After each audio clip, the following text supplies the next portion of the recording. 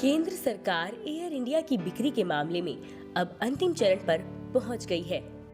उम्मीद की जा रही है कि गृह मंत्री अमित शाह की अगुवाई वाली समिति एयरलाइंस के लिए टाटा सन्स की बोली स्वीकार कर लेगी और इसी हफ्ते इसे केंद्रीय मंत्रिमंडल से मंजूरी भी मिल जाएगी।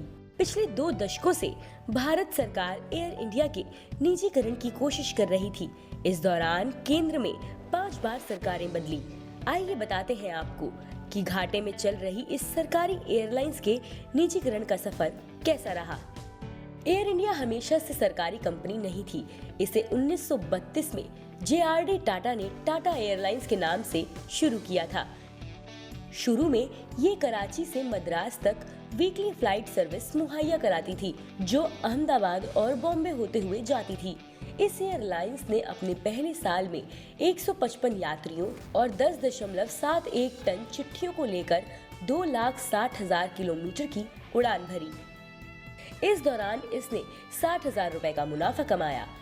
द्वितीय विश्व युद्ध के बाद ये एयरलाइंस एक पब्लिक लिमिटेड कंपनी में बदल गई और इसका नाम एयर इंडिया हो गया।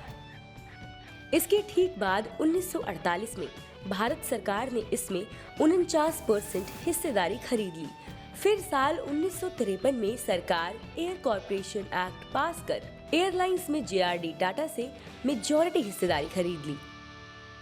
भारत सरकार ने एयरलाइंस का नाम बदलकर एयर इंडिया इंटरनेशनल कर दिया और इसकी घरेलू उड़ान सेवा को रीस्ट्रक्चरिंग के तहत इंडियन एयरलाइंस को ट्रांसफर कर दिया गया।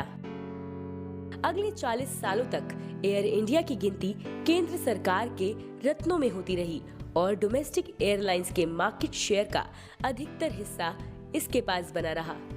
हालांकि सन 1994 में सरकार ने एयर कॉर्पोरेशन एक्ट 1953 को निरस्त कर दिया और एविएशन सेक्टर में प्राइवेट कंपनियों को भी भाग लेने की इजाजत दे दी। 1994 से लेकर 1995 के आखिरी तक 6 प्राइवेट एयरलाइंस ने इस सेक्टर में एंट्री की। इनमें जेट एयरवेज, एयर सहारा, मोदी लुफ्त, दमानिया एयरलाइंस, NEPC एयरलाइंस और ईस्ट वेस्ट एयरलाइंस शामिल हैं। एयर इंडिया ने इस दौरान प्रीमियम सेवाएं देना जारी रखा और देश के इंटरनेशनल ट्रैफिक के अधिकांश हिस्से पर उसका कंट्रोल बना रहा है। हालांकि घरेलू मार्केट में उसने जेट एयरवेज और सहारा एयरलाइंस के हाथों में मार्केट शेयर खोना शुरू कर दिया। ये दोनों एयरलाइंस लग्जरी सेवाएं नहीं मुहैया करा रही थी, लेकिन वे काफी किफायती रेट पर घरेलू उड़ान ऑफर कर रही थी, जो लोगों को आकर्षित कर रहा था। 2000 से 2001 में अटल बिहारी वाजपेयी की अगुवाई वाली NDA सरकार ने फंड जुटाने की कोशिशों के तहत एयर इंडिया में 40% हिस्सेदारी बेचने की कोशिश की। 2000 से 2001 में सरकार ने 27 सरकारी कंपनियों को निजीकरण के लिए आगे किया था, लेकिन इनमें से कोई भी कंपनी उस साल बिक नहीं पाई थी। एयर इंडिया की गिनती उस समय वैल्यूएबल एसेट में थी। हालांकि इसकी वैल्यूएशन और JRD टाटा को एयरलाइंस के चेयरमैन पद से हटाने को इस नजरिए से देखा गया कि सरकार एयर इंडिया के कामकाज में प्राइवेट इन्वेस्टर के किसी भी तरह के हस्तक्षेप को बर्दाश्त नहीं करेगी। सिंगापुर एयरलाइंस उस समय टाटा ग्रुप के साथ मिलकर सरकार की 40% हिस्सेदारी खरीदने के लिए तैयार थी, लेकिन बाद में सिंगापुर एयरलाइंस ने अपने कदम पीछे खींच लिए, जिससे सरकार की एयर इंडिया के निजीकरण की योजना फेल हो गई। निजीकरण को लेकर मिली नाकामी के बावजूद एयर इंडिया का भारतीय एविएशन इंडस्ट्री की सबसे बड़ी एयरलाइंस के तौर पर दबदबा बना रहा।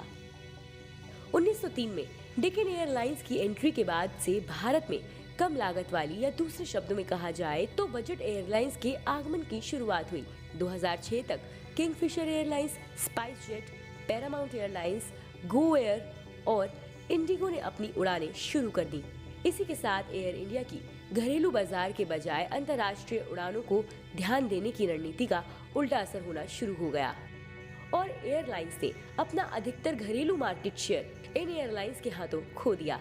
एयर इंडिया अंतर्राष्ट्रीय बाजार में भी अपना मार्केट शेयर खो रही थी, क्योंकि घरेलू प्राइवेट ऑपरेटर अंतर्राष्ट्रीय एयरलाइंस के साथ हाथ मिलाकर कम कीमत पर कनेक्टिंग इंटरनेशनल फ्लाइट्स ऑफर कर रहे थे।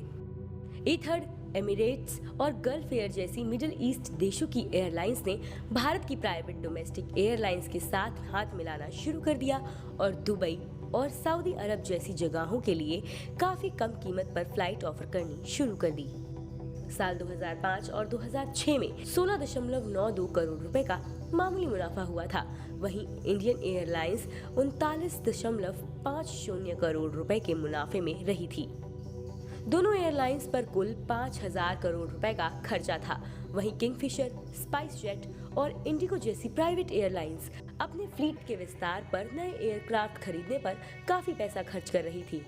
एयर इंडिया इसलिए भी डोमेस्टिक और इंटरनेशनल एयरलाइंस से पिछड़ने लगी क्योंकि वे छोटे साइज के विमान का इस्तेमाल करते थे, जो कम फ्यूल लेती थी, तेज उड़ान भर सकती थी और उन्हें सर्विसिंग की भी एयर इंडिया के पुराने हो चुके फ्लीट के मुकाबले कम जरूरत थी।